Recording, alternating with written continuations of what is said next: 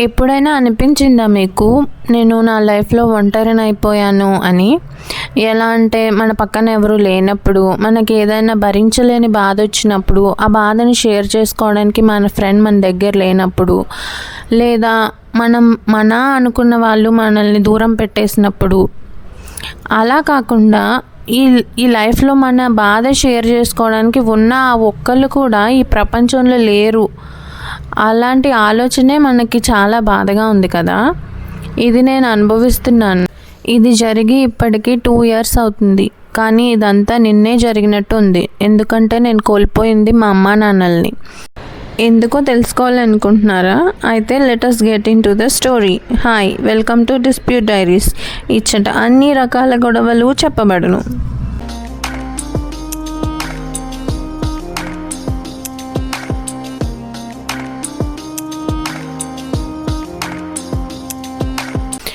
Hi, నా పేరు వికాస్. మాది అంత రిచ్ ఫ్యామిలీ ఏం కాదు. మా నాన్న ఒక కార్ షోరూంలో మేనేజర్గా పనిచేస్తున్నారు. మా అమ్మ హౌస్ వైఫ్. నేను స్కూల్కి వెళ్ళి రావడం, మంచిగా చదువుకోవడం, మా అమ్మ నాన్నలతో హ్యాపీగా టైం స్పెండ్ చేయడం, ఇదే మా డైలీ రొటీన్. కష్టాలు అలాంటివి అంతగా ఎక్కువ ఫేస్ చేయలేదు. కానీ మేమేం లగ్జరీలో కూడా బతకట్లేదు. కానీ ఉన్న దాంట్లోనే సంతోషంగా బతకడం మేము నేర్చుకున్నాం. ఇలా ఉండగానే కాలం చాలా ఫాస్ట్గా అయిపోయింది. నేను మంచిగా చదువుకున్నాను, ఒక మంచి జాబ్ తెచ్చుకున్నాను. మా అమ్మ నాన్న ఉన్న ఊర్లోనే నాకు పోస్టింగ్ వచ్చింది. ఇలా ఒకరోజు ఆఫీస్కి వెళ్ళి వస్తూ ఉండగా మా అమ్మ కిచెన్లో పడిపోయింది. ఏంటి ఇలా ఉంది అని మా అమ్మ దగ్గరికి వెళ్ళి చూసేసరికి తను ఎంత పిలిచినా లేవట్లేదు అనమాట. ఏంటి ఇలా లేవట్లేదు అని నాకు కంగారుగా అనిపించి నేను హాస్పిటల్కి తీసుకెళ్ళాను. మా నాన్నని కూడా అక్కడికే రమ్మన్నాను. డాక్టర్స్ ఏవేవో టెస్టులు చేశారు, ట్రీట్మెంట్ ఇచ్చారు. అమ్మ కళ్ళు తెరిచి చూసింది కానీ చాలా నీరసంగా ఉంది. ఏమైంది డాక్టర్ అని నేను మా నాన్న అడిగి, డాక్టర్ తన ఛాంబర్కి రమ్మన్నారు. ఏమైందో ఇక్కడే చెప్పొచ్చు కదా, ఛాంబర్కి ఎందుకు రమ్మంటున్నారు అని కొంచెం టెన్షన్గా అనిపించింది. నేను మా నాన్న 2 minutes ఆగి డాక్టర్ ఛాంబర్కి వెళ్ళాము. డాక్టర్ కూర్చోమని స్లోగా చెప్తున్నారు అనమాట. ఇలాంటివి సడన్గా అవుతాయి, ఇప్పటి వరకు ఎందుకు చూసుకోలేదు, ఇలాంటి క్వశ్చన్స్ అన్నీ అడుగుతుంటే నాకు చాలా భయం వేసింది. ఏమైంది డాక్టర్ సరిగ్గా చెప్పండి అనేసరికి మీ అమ్మకి బ్లడ్ క్యాన్సర్ ఫైనల్ స్టేజ్లో ఉంది అని చెప్పారు. నాకు అసలు అక్కడ ఏం జరుగుతుందో కూడా అర్థం అవ్వలేదు. ఒక రకమైన షాక్లోకి వెళ్ళిపోయాను నేను. వెంటనే తేరుకొని బ్లడ్ క్యాన్సర్ ఏంటి డాక్టర్, మాకు ఇప్పటి వరకు తెలియలేదు అంటే, ఒక్కొక్కసారి తెలుసుకోవడం కష్టం. ఆవిడ చాలా ఎనర్జెటిక్గా మీ ముందు ఉండేసరికి మీకు ఆవిడకి ఒంట్లో ఇలాంటి ప్రాబ్లం ఉందని మీకు డౌట్ వచ్చి ఉండదు. బట్ ముందే తెలుసుకుని ఉంటే ట్రీట్మెంట్ మంచిగా చేసేవాళ్ళం. బట్ మన చేతులు దాటిపోయినాయి. ఆవిడ ఉంటే ఇంకొన్ని నెలలు లేదా వారాలు మాత్రమే బతకొచ్చు అని చెప్పారు. ఆ మాట వినగానే నా ప్రపంచం తలకిందులు అయిపోయినట్టు నాకు అనిపించింది. రూమ్లో నుండి బయటకు వచ్చి నడుస్తున్నాను కానీ ఎటువైపు వెళ్తున్నానో కూడా తెలియలేదు. మా నాన్న పరిస్థితి కూడా అలాగే ఉంది. అలా మేము మా అమ్మ దగ్గరికి వెళ్ళి కూర్చున్నాము. మా అమ్మ ఏమైంది, నాకేమైనా ప్రాబ్లం ఉందా, నేను చచ్చిపోతాను అంటున్నారా అని జోక్గా మాట్లాడుతుంది. అదే నిజమమ్మా అని చెప్పే ధైర్యం కూడా మాకు లేదు. ఇంకా కొన్ని నెలలు ఉంది అన్నారు, అందుకని ఇంటికి తీసుకెళ్ళిపోవచ్చు అన్నారు. మేము మా అమ్మని ఇంటికి తీసుకెళ్ళిపోయి చాలా జాగ్రత్తగా చూసుకుంటున్నాం. మేమైతే మా అమ్మకి నువ్వు చనిపోబోతున్నావని చెప్పలేదు. మాకు ఆ ధైర్యం కూడా సరిపోలేదు. బట్ మా కళ్ళల్లో బాధ చూసి తను అర్థం చేసుకుంది. కానీ మమ్మల్ని అయితే ఎప్పుడు ఫేస్ టు ఫేస్ అడగలేదు, నా ప్రాబ్లం ఏంటి, నేనేమన్నా తొందరలోనే చనిపోతున్నానా అని ఇలాంటి క్వశ్చన్స్ అయితే అడగలేదు. మా నాన్న ఒక రోజు ఉండి నీకు ఎక్కడికైనా వెళ్ళాలని ఉందా అంటే తను ఒక హిల్ స్టేషన్ చెప్పింది అనమాట. తను ఎప్పటి నుండో అక్కడికి వెళ్దాం అనుకుంటుంది. బట్ నా చదువు వల్ల వెళ్ళలేకపోయాను అంది. సో నేను మా నాన్న తనని అక్కడికి తీసుకెళ్దామని టికెట్స్ అన్నీ బుక్ చేసి తీసుకెళ్ళాము. తను అక్కడ ఏమేమి చూడాలనుకుంటుంది, ఏమేమి చెయ్యాలనుకుంటుంది, ఏమన్నా తినాలనుకుంటుందా అని అవన్నీ తెలుసుకుని అవన్నీ తనకి ఇచ్చాము. తనైతే చాలా హ్యాపీగా ఫీల్ అయింది. తన కళ్ళల్లో సంతోషం చూసి మాకు కూడా చాలా హ్యాపీగా అనిపించింది.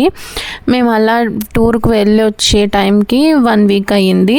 మేము ఇలా హాస్పిటల్ నుండి టూర్కి వెళ్ళే టైము ఇంటికి వచ్చే టైము ఒక 4 weeks అవుతుంది మొత్తం. మా అమ్మ మళ్ళీ కళ్ళు తిరిగి పడిపోయింది. మళ్ళీ హాస్పిటల్కి తీసుకెళ్ళాము. డాక్టర్ ఏమో ఇంకా తను కొన్ని రోజులే బతుకుతుంది, ఈ కొన్ని రోజులు కూడా తను పెయిన్ లేకుండా ఉండాలంటే హాస్పిటల్లో జాయిన్ చేసేయండి, మేము తనకి పెయిన్ లేకుండా చూసుకుంటాము, తను సుఖంగా చనిపోయేలాగా మేము చూసుకుంటాము అన్నారు. ఇంకా మేము కూడా అమ్మని హాస్పిటల్లో జాయిన్ చేసాము. బంధువులందరూ కాల్స్ చేసి అమ్మకి ఎలా ఉంది, ధైర్యంగా ఉండండి అని ఇలా ధైర్యం చెప్తూ ఉండేవాళ్ళు. మేమేంటంటే మా చిన్నమ్మ వాళ్ళు మేము ఒకే ఊర్లో ఉండేవాళ్ళం, దగ్గర ఇల్లే అనమాట. వాళ్ళు మా ఇంటికి వెళ్ళడం, మేము వాళ్ళ ఇంటికి వెళ్ళడం ఇలా ఉండేది. మా చిన్నమ్మ ఏంటంటే మా అమ్మని హాస్పిటల్లో జాయిన్ చేసినప్పటి నుండి తను కూడా అమ్మ దగ్గర ఉండిపోయింది. మా నాన్న చిన్నాన్న ఒకే చోట వర్క్ చేసేవాళ్ళు అనమాట. మేము ఆఫీస్కి వెళ్ళాలి కదా అని తను ఉండేదన్నమాట. ఒకరోజు రాత్రి మా నాన్న అమ్మతో పాటు హాస్పిటల్లో స్పెండ్ చేసేవాళ్ళం. ఒకరోజు ఏంటంటే నేను ఆఫీస్లో ఉన్నప్పుడు సడన్గా మా చిన్నాన్న దగ్గర నుండి కాల్ వచ్చిందనమాట. మా చిన్నాన్న అప్పుడే హాస్పిటల్కి వెళ్తానని చెప్పారు ఆ రోజు మార్నింగ్ అమ్మని చూడడానికి. సరే అన్నాను. మా చిన్నాన్న సడన్గా కాల్ చేశారనమాట. మా చిన్నాన్న నాకు అంత ఫ్రీక్వెంట్గా ఎక్కువ కాల్స్ చేయరు. అమ్మ దగ్గరికి వెళ్ళారు కదా, ఒకవేళ అమ్మకి ఏమన్నా అయిందేమో ఆ విషయం చెప్పడానికే కాల్ చేశారేమోనని కొంచెం భయంగానే ఫోన్ ఆన్సర్ చేశాను. ఏంటి చిన్నాన్న హాస్పిటల్కి వెళ్ళావా, అమ్మకి ఎలా ఉంది అంటే నేను ఇంకా హాస్పిటల్కి వెళ్ళలేదురా అన్నారు. ఎందుకు వెళ్ళలేదు, వెళ్తానన్నావు కదా, మరి హాస్పిటల్కి వెళ్ళకుండా నాకెందుకు ఫోన్ చేశావు అంటే మీ నాన్న గురించి చేశానురా అన్నారు. మా నాన్నకి ఏమైంది, మా నాన్న గురించి కాల్ చేయడం ఏంటి అని అడిగేసరికి మీ నాన్న హాస్పిటల్లో ఉన్నాడురా అన్నాడు. నాన్న హాస్పిటల్లో ఎందుకున్నాడు, ఎక్కడైనా పడ్డాడా ఏంటి అంటే లేదురా మీ నాన్న చనిపోయాడు అన్నాడు. నాకేం అర్థం కాలేదు, నాన్న చనిపోవడం ఏంటి, నిన్నే కదా నేను నాన్నతో మాట్లాడాను, హాస్పిటల్లో నుండి వెళ్ళాడు కదా, హాస్పిటల్ నుండి వెళ్ళి అటు నుండి రెడీ అయ్యి ఆఫీస్కి వస్తానన్నాడు కదా, నాన్న చనిపోవడం ఏంటి అని నాకు ఏడుపు వచ్చేసింది అనమాట. నాకు తెలియకుండానే నేను గట్టిగా ఏడ్చేస్తున్నాను. నా చుట్టూ ఉన్న వాళ్ళందరూ నన్నే చూస్తున్నారు. నేను అలాగే వణుకుతున్న గొంతుతోనే నాన్న చనిపోవడం ఏంటి చిన్నాన్న, అసలు ఏమైంది అంటే హార్ట్ స్ట్రోక్ వచ్చిందిరా, సడన్గా అయిపోయింది, అంబులెన్స్ కోసం కాల్ చేసే లోపే ఆయన చనిపోయారు, అమ్మ ఉన్న హాస్పిటల్లోనికే తీసుకొచ్చాము అని చెప్పారు. నాకేం అర్థం కాలేదు. అమ్మ గురించి ఎక్స్పెక్ట్ చేశాను కానీ ఇలా నాన్న గురించి నేను ఎప్పుడు అనుకోలేదు. అమ్మ లేకపోయినా నాన్న నేను అయినా ఉంటాం కదా అనుకున్నాను, కానీ ఇలా అమ్మ కంటే ముందు నానే దూరం అయిపోయేసరికి నాకు అసలు ఏం అర్థం కాలేదు. నా ప్రపంచం చీకటి అయిపోయినట్టు అనిపించింది నాకు. ఇంకా మా ఆఫీస్లో నా ఫ్రెండ్ ఉండి నా పరిస్థితి చూసి నేను డ్రైవ్ చేయలేనని తెలుసుకొని తను నన్ను హాస్పిటల్కి తీసుకెళ్ళాడు. నేను హాస్పిటల్కి వెళ్ళేసరికి కొంతమంది బంధువులు వచ్చినారు హాస్పిటల్ దగ్గర. వాళ్ళందరూ నువ్వే చెప్పు మీ నాన్న గురించి మీ అమ్మకి, మేము చెప్పే ధైర్యం కూడా చేయలేకపోతున్నాం, తను ఎలా తీసుకుంటుందో మాకు అర్థం కావట్లేదు అన్నారు. నేను ఇంకా అక్కడే కూర్చుండిపోయాను, నేను కూడా చెప్పలేనేమో అమ్మకి అని. అలా ఏడుస్తూ ఉంటే కాసేపు ఉండి మా చిన్నమ్మ చెప్పు నాన్న, నువ్వు చెప్తేనే అమ్మ తీసుకుంటుంది, మేము చెప్పలేము, మాకు అంత ధైర్యం లేదు అన్నారు. నేను ధైర్యం తెచ్చుకొని అమ్మ దగ్గరికి వెళ్ళి కూర్చున్నాను. ఏమైంది నాన్న, ఎందుకు బాధపడుతున్నావు, ఎప్పటి నుంచి నా గురించి తెలిసిందే కదా. తనకి అప్పుడు చెప్పారనమాట డాక్టర్స్ తను చనిపోతుందని, ఇంకా కొన్ని రోజులే ఉందన్నప్పుడు తనకి నేను తన గురించే ఏడుస్తున్నాను అనుకొని పర్లేదులే నాన్న ధైర్యంగా ఉండు అనేసరికి నేను ఇంకా గట్టిగా ఏడ్చేసాను అనమాట. ఏమైందిరా, నేను చనిపోతానని ముందే తెలుసు కదా, ఎందుకు అంత బాధపడుతున్నావు అంటే అప్పుడు నేను చెప్పాను అనమాట, అమ్మ నాన్న చనిపోయాడమ్మా ఇవాళ మార్నింగే, కింద ఫ్లోర్లో నాన్నకు పోస్ట్ మార్టం జరుగుతుందమ్మా అని చెప్పాను. మా అమ్మ ఎలా రియాక్ట్ అవుతుందని వచ్చిన బంధువులందరూ అక్కడే నించొని చూస్తున్నారు. మా అమ్మ ఏమో పోన్లే నేను కూడా తొందరగానే వెళ్ళి కలుసుకుంటాలే మీ నాన్నని అనేసరికి మేమందరం ఒకేసారి గట్టిగా ఏడ్చేసాము.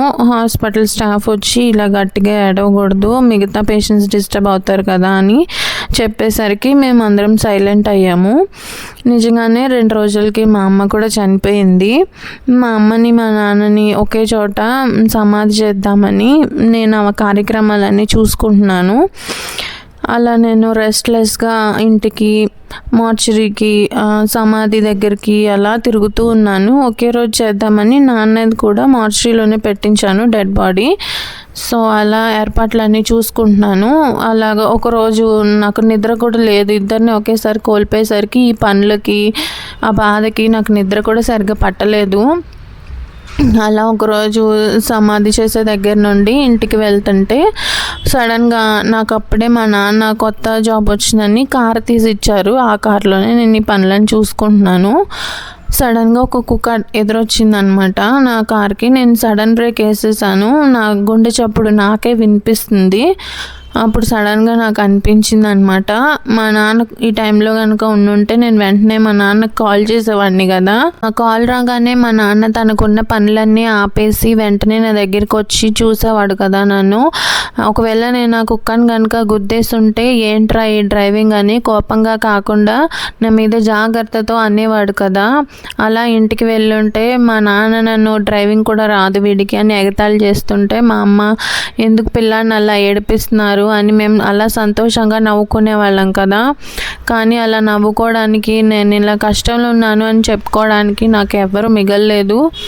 అది అంతా ఆలోచించుకుంటూ నేను అలా ఒక హాఫ్ అన్ అవర్ కార్ కూడా ఆఫ్ చేయకుండా కార్లోనే కూర్చొని ఏడుస్తూనే ఉన్నాను. నిజమే కదా, ఎవరైనా మనతో ఉన్నప్పుడు వాళ్ళ విలువ తెలీదు. వాళ్ళు మనకు దూరం అయిపోతే కానీ వాళ్ళు మన లైఫ్లో ఎంత ఇంపార్టెంటో మనకు అర్థమవుతుంది. అమ్మ నాన్న అనే కాదు, ఫ్యామిలీ మనకంటూ ఒకరు ఉన్నారు అనే ఫీలింగ్ లైఫ్లో చాలా ఇంపార్టెంట్ కదా. నిజంగానే ఫ్యామిలీ కొంతమంది జీవితాల్లో ఎప్పటికీ నిజంగానే కళ అయితే, నాలాంటి వాళ్ళ జీవితాల్లో అది ఎప్పటికీ మర్చిపోలేని ఒక జ్ఞాపకం. మీరు కూడా మీ లైఫ్లో ఎవరైనా ఇంపార్టెంట్ అయిన వాళ్ళు ఉంటే వాళ్ళతో మ్యాక్సిమం టైం స్పెండ్ చేయడానికి ప్రయత్నించండి. ఎందుకంటే లైఫ్లో ఎప్పుడు ఏం జరుగుతుందో ఎవరు చెప్పలేరు. వాళ్ళు మనతోనే ఉన్నారు కదా, ఎప్పుడైనా వాళ్ళతో టైం స్పెండ్ చేయొచ్చు కదా అనుకోవచ్చు. కానీ లైఫ్ మనకి ఎప్పుడు ఏ టైంలో ఏది ఇస్తుందో మనం ఎప్పుడు ఎక్స్పెక్ట్ చేయలేము. వాళ్ళతో వీలున్నప్పుడే మనం మ్యాక్సిమం టైం స్పెండ్ చేసి ఎక్కువ జ్ఞాపకాలని క్రియేట్ చేసుకోవాలి. ఎందుకంటే వాళ్ళు మనకు దూరమైనప్పుడు ఆ జ్ఞాపకాలే మనకి తోడుగా ఉంటాయి. ఈ స్టోరీ చెప్పేటప్పుడు నేనైతే చాలా ఎమోషనల్ అయిపోయాను. అసలు ఎన్ని బ్రేక్స్ తీసుకున్నానో నాకే తెలియదు.